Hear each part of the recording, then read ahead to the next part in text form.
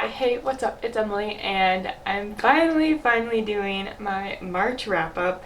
It's a little late, but it's fine. And I read 9 books in the month of March, which actually is a lot better than I thought I did before I actually added it up and kind of wrote everything out. Because March was kind of a shit month, but I've still managed to read 9 books, so that's pretty good. And yeah, I'm just gonna kind of jump straight into the books that I read. I don't have any of the books physically with me, so I'm just gonna put pictures up as I'm talking about them. But yeah, let's just jump right into the books. The first one that I finished in the month of March was A Conjuring of Light by V.E. Schwab. This is the 3rd book in the Darker... Can I talk? This is the 3rd book in the Darker Shade of Magic series, and I absolutely adore this series. I think the second one is probably my least favorite, but I really enjoyed the 3rd and concluding novel. I still love the characters a ton, I love the relationships, I love the world, I think it's super interesting, and I thought it was an action-packed novel and just had so much fun listening to it. So I did listen to the audiobook, and the narrators are fantastic. There are 2 different narrators, and they're wonderful. So I had such a fun time listening to this one. And so I'm not going to talk about the plot that's going on in this novel, but the first one starts off with Kel, who is an Antari, and he has the ability to go between 4 different parallel Londons that have varying levels of magic.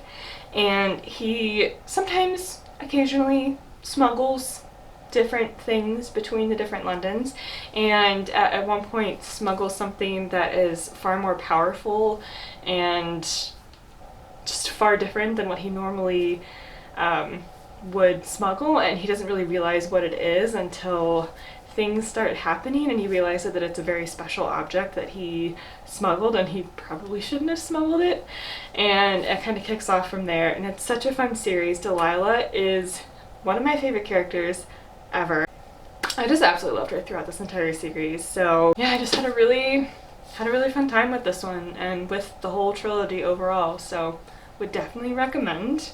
The next book I also listened to on audio. That is The Girls of Storm and Shadow by Natasha Young, and this is the 2nd book after Girls of Paper and Fire, and this is going to be a trilogy. The 3rd one's coming out later this year, if I'm not mistaken, and I think I read this one during Femme Fatale Readathon, so I'll be sure to have that vlog linked below. So again, I don't want to kind of spoil the 2nd book, but I will just briefly mention the 1st book and what that's about. So this follows a group of, so there are normally 8 women every year who are kidnapped from their homes and taken to be the consort to the Demon King. And in this particular year, our main character is the 9th person to be taken. And, you know, she's forced to go to the palace and be the consort to the Demon King.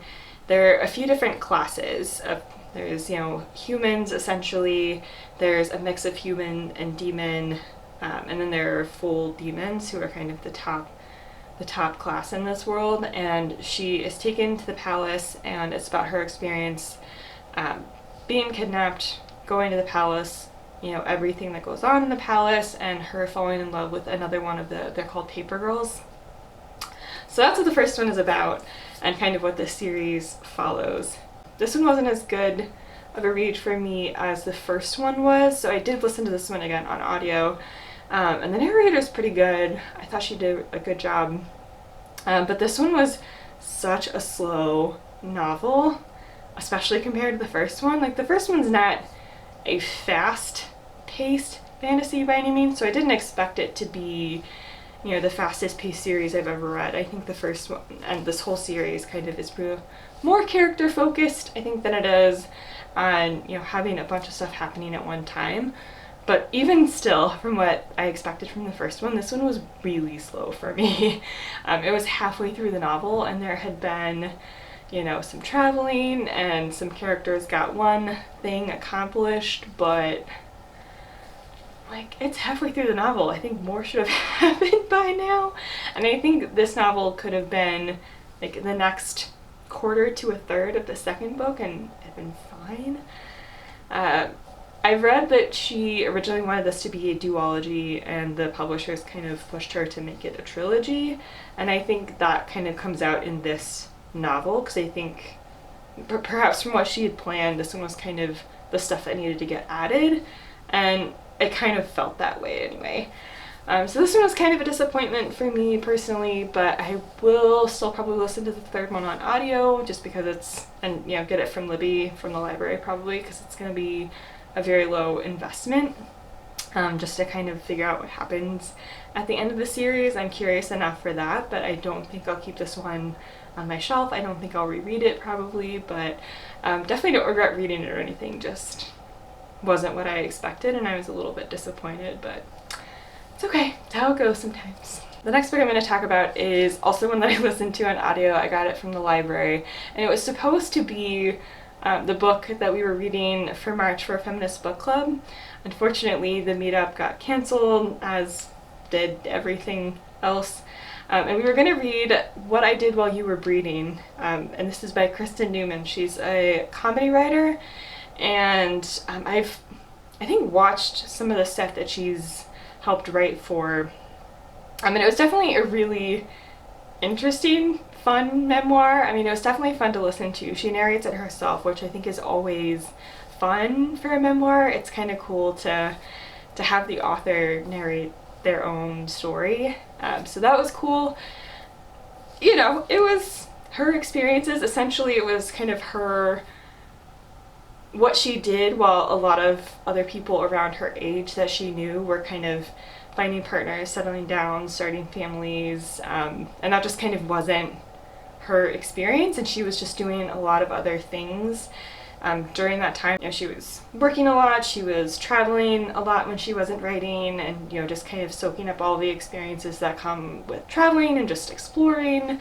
And it's just kind of all of her crazy fun happenings as she's traveling. So it's basically just a book of travel stories essentially, and she's basically kind of telling, and she talks a little bit about, I think, growing up, but it's mostly kind of her adult life, and her just, you know, going from place to place in her experiences, and her experiences with love and her heartbreaks, and you know, trying to find, once she, you know, had traveled and once she kind of felt she was ready, you know, her experience actually trying to find love. It was definitely interesting. There wasn't a lot in this one that I at least personally could relate to, but it was still fun to listen to. And I think it would have been a really fun one to discuss as a group, so hopefully we'll get to meet up as a group and talk about it at some point. But yeah, it was interesting. The next book is absolutely a new favorite of mine, and I also, I believe, read this one during Femme Fatale Readathon, and that is Graceling by Kristen Kishore. I love Katza. I love her so much. And I also love Poe, and I love a bunch of the other side characters. So this is kind of an old school feeling fantasy, and it follows, as I mentioned, it follows Katza, and she has, so in this world there are graces or abilities that certain people have, and she is graced with the ability to essentially fight and kill people, and she is the niece of the king, and so she basically is kind of, from a young age, essentially was a weapon, and she, you know, she's sent on all these different secret missions that he needs her to do. It kind of acts as a spy for him in some senses, but everyone knows that she has this grace, and so she kind of carries with her that threat when she's going to do things for her uncle.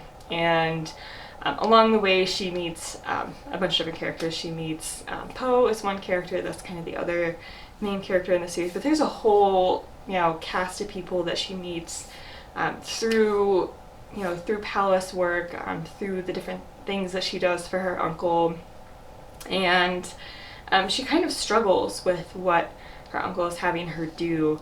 And so it's such a cool series, or it's such a cool book, and I think this one does a good job kind of balancing action but also slower moments for you to connect with the characters. And yeah, I just absolutely adored this one. I loved everything about it. The audiobook didn't necessarily work for me. I tried the audiobook a bit ago and it didn't necessarily work for me, so I decided to read it physically, and that was absolutely the way to go for me because I absolutely fell in love with this book. I'm convinced that Katza might be demisexual, just the way that her relationship kind of progresses.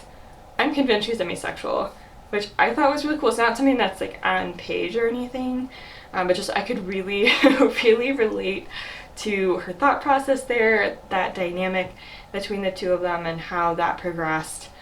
Like, that was just very relatable for me. It was very nice to see, because I typically can't relate to romance books in general, or like romance elements of fantasy books, because I really, really need to feel like I know the characters really well before I could really understand the dynamic between them and how that makes sense and kind of root for them.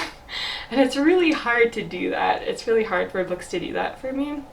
But I love this one a lot.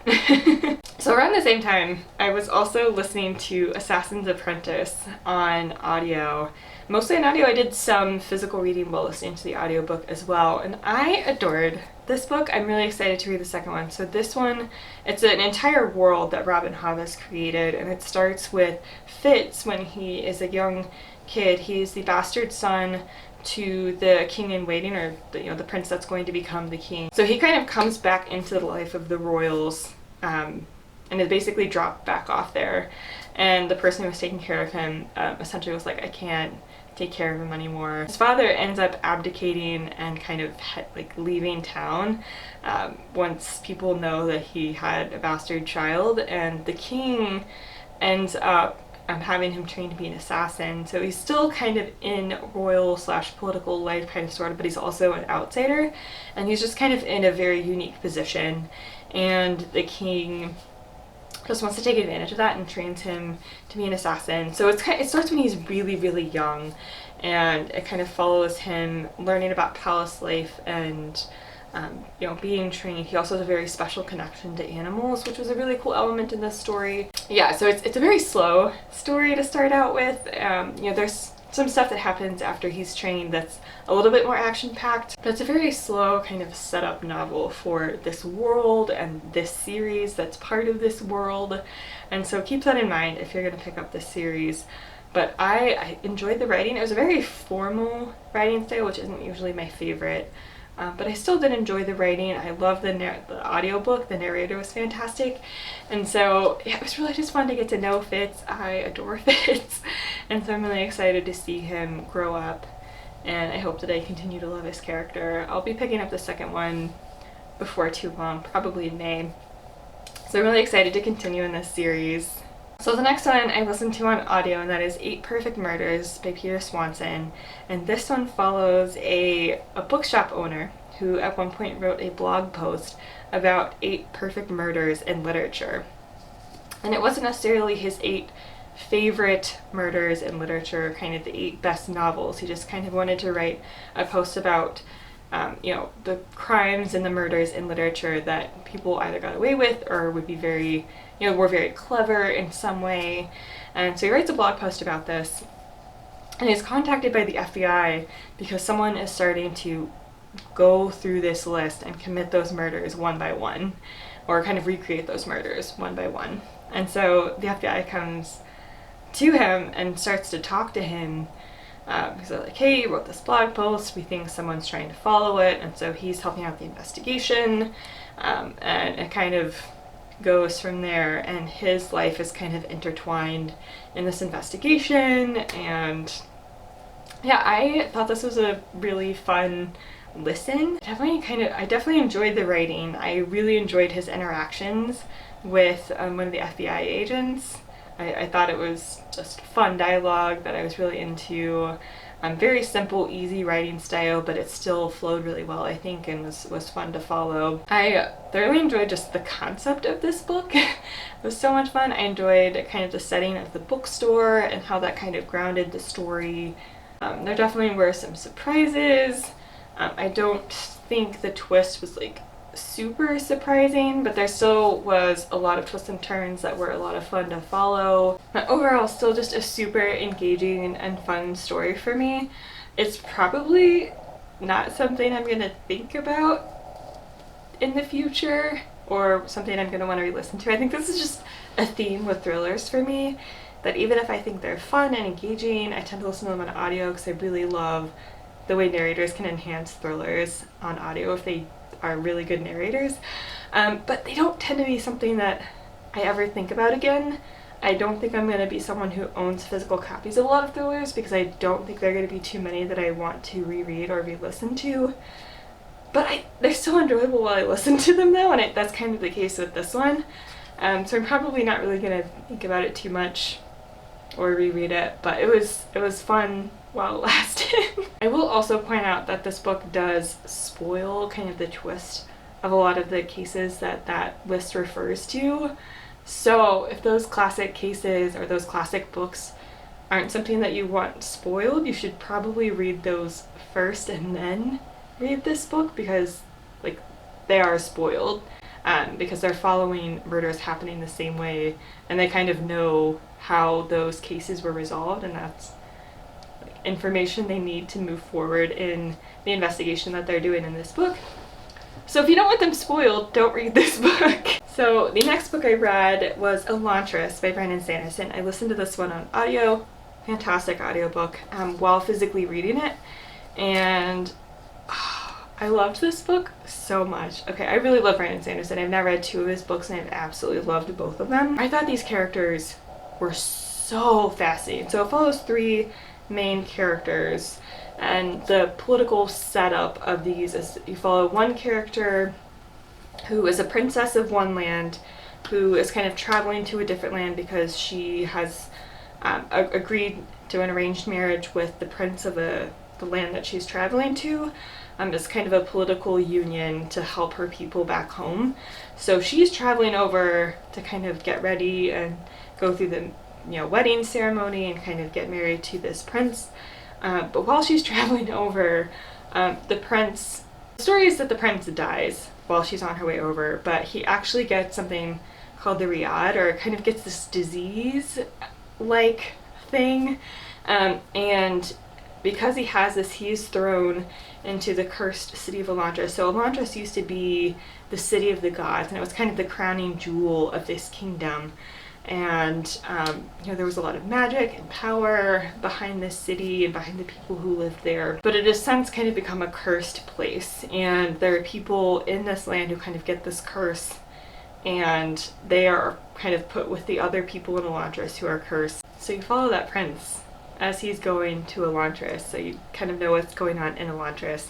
And you also follow a religious leader who is trying to, I'll just say he's trying to convert the people of this kingdom. And there's a lot of interesting religion and how that interacts with politics in this story. I absolutely love this. So it kind of takes a while for things to get going, if you to kind of figure out the perspective of these different characters and where they're coming from, what they want to accomplish. But kind of once you're into it, I was into it. There's so many twists and turns. There's so many just interesting things that happen that were super unexpected and just really interesting. I thought the magic or the magical elements in this story were super interesting. Serene in particular, the princess that I was referring to, is such a cool character. I love her a lot. And yeah, it's just a super interesting story that I just got so invested in. And I actually really enjoyed. There's not really, I think, a romance per se in this necessarily, or like a huge romantic element, but I really did actually appreciate what was there, because I loved and I thought the characters were so developed that I actually could really appreciate the romantic element that was in here. And I'll just leave it at that. But yeah, I love this one so much. Yeah. The next one that I read over the Royal Weekender, which I'll also put that vlog down below. I read The Shadows Between Us by Trisha Levenseller, and I also read this one physically while listening to the audiobook. So much audiobook listening in March. And I honestly had fun with this one. It's such an angsty YA fantasy that I would not be in the mood for all the time, but I certainly was in the mood for in that moment when I read it. I thought the narrator too was also really good, which always helps. There's so many just silly and ridiculous things about this story, or that elements that are incorporated into the story. So like, don't go into this one thinking that you're going to be able to like logic through this story. This is not that kind of book. This is one, and it's kind of, I think, marketed as like a dark romance. It's not really that dark.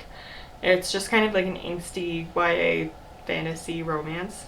And if that's what you're in the mood for, then I would check it out. So this one follows, is it Alessandra? Why am I blanking on her name? I think it's Alessandra. And she is the younger daughter of this politically kind of important person, but she's looking to kind of move up. And her older sister tried to woo the Shadow King. So the Shadow King kind of has these balls in order to meet people. And her older sister tried and failed to kind of catch his attention. And she is convinced that she can do it. And she wants to kind of move up so that she can finally kind of be noticed and have influence. And yeah, because she just feels like she's kind of the ignored younger daughter and that she doesn't really get anything that she wants. And so she decides that she's going to go to one of these balls, that she's going to woo the Shadow King, and then she is going to murder him and then take his kingdom. And the problem is that there's someone else in the court that wants to kill him, so she has to protect him long enough for her to actually woo him, go through with a wedding, and then be the one herself to kill him. Their banter is just absolutely ridiculous and hilarious. I really had a fun time with the scenes between the two of them. And so it's also them just trying to figure out who's trying to kill him in the court and kind of what's going on. It's her trying to figure out court politics once she kind of gets to the palace and kind of is integrated into court life. So yeah, it was absurd and so angsty, but it was kind of what I wanted at the moment. And so I'll know when I'm in the mood for something like that I can turn back to this book and have a good time with it.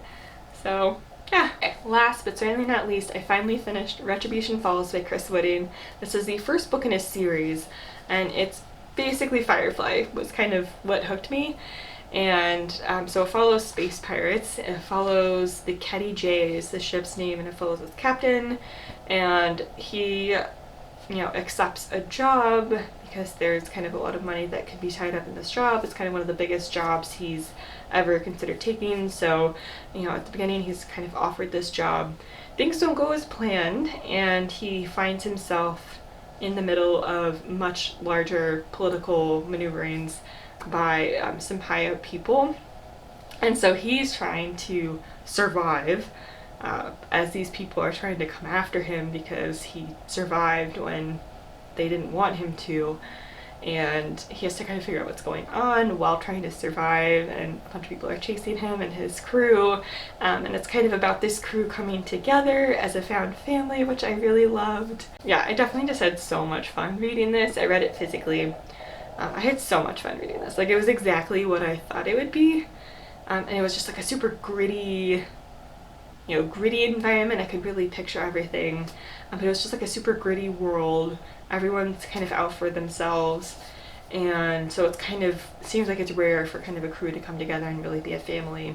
But he really comes to trust his crew, and his crew really come to trust him as they go through everything that they go through. So I will say, Captain's kind of sexist, so there's that. So if there's like a day where you just like cannot with the patriarchy, maybe not the best thing to read. And I don't think it's necessarily like the way that the author writes women is sexist. I think it's just like this one particular character is sexist. So it didn't necessarily bother me as far as the writing. Like, it wasn't kind of a similar situation to what I came across with Jen Butcher with the Dresden Files series. Like, it wasn't the way he wrote women. In fact, one of the crew members is like a super badass woman that I really, really, really love. So like, I know that he can write strong, like, female characters. It's just like the captain happened to be sexist. So just keep that in mind, that occasionally detracted from the enjoyment, I guess, or at least there were just so many eye-rolling moments where I was just like, really, dude, I want to kind of be able to root for you, but like, stop being a scumbag. So some mixed emotions on that, but overall I really, really love this book and I'm super excited to continue. Those are all of the books that I read in March. Let me know if you've read any of these and what you thought. Let me know what you read in the month of March. I'd love to know any recommendations that you have based on what you were reading and how you're doing in quarantine, or kind of what or if you're reading in quarantine. I honestly was surprised that I was able to get as many books read as I did, because there was a while where I was like not reading very much. But hey, apparently I still got some things read, so that's good. But yeah, thank you so much for watching. I will also shortly be filming my April wrap-up, so hopefully I can get both of those posted this week and I can be caught up on my wrap-ups. So yeah, I'll be sure to link my Twitter and Instagram down below. That's where I like to hang out and talk to people, and I will see you on the next one. Bye.